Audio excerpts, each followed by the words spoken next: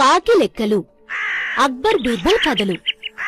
ఒకరోజు ఉదయం బీర్బల్ రాజు దర్బారుకు వెళ్లేసరికి అందరి ముఖాలు దిగాలుగా కనిపించాయి. అక్బరు చక్రవర్తి వాళ్లను ఏదో ప్రశ్న అడిగుంటాడని, దానికి వాళ్లు సమాధానం చెప్పలేకపోయి ఉంటారని అర్థమైంది బీర్బల్ కి. అతను నెమ్మదిగా చక్రవర్తి వద్దకు వెళ్లాడు.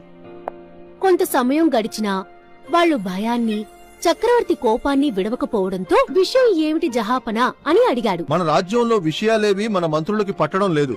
ఇలా అయితే మన రాజ్యం నడపలేం. అసలు సంగతేంటి జహాపనా? మన రాజ్యంలో మొత్తం కాకులు ఎన్నున్నాయి అని వీళ్ళని అడిగితే ముఖాళ్లు వేలాడేసుకుని తెలీదంటున్నారు. ఓసి అంతేనా అని అన్నాడు. అది వినగానే ఆతృతగా మీకు తెలుసా అన్నాడు చక్రవర్తి. మీరు నాకు ఒక రోజు గడువిస్తే మన రాజ్యంలో ఉన్న కాకులన్నీ స్వయంగా లెక్కపెట్టి రేపు ఇదే సమయానికి చెబుతాను. అక్కడి వారంతా అని చర్చించుకోసాగారు. ఈసారి బీర్బల్ కి ఓటమి తప్పేలా లేదని అనుకున్నారు అంతా. బీర్బల్ కోరినట్టుగానే అక్బర్ సమయం ఇచ్చారు. రాజ్యంలో కాకులుండే ప్రదేశాలకు తిరిగి బీర్బల్ వాటిని లెక్కించాడు. మరుసటి రోజు దర్బార్లో అక్బర్ కోపాన్ని వీడి శాంతంగా ఉన్నారు.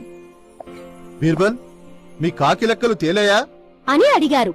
జహాపనా, మన రాజ్యంలో మొత్తం 9,99,999 కాకులున్నాయి. కావాలంటే లెక్క పెట్టించండి. అక్బర్ తో పాటుగా అక్కడున్న వారంతా ఆశ్చర్యపోయారు. అంత ఖచ్చితంగా ఎలా చెప్పగలవు? ఒక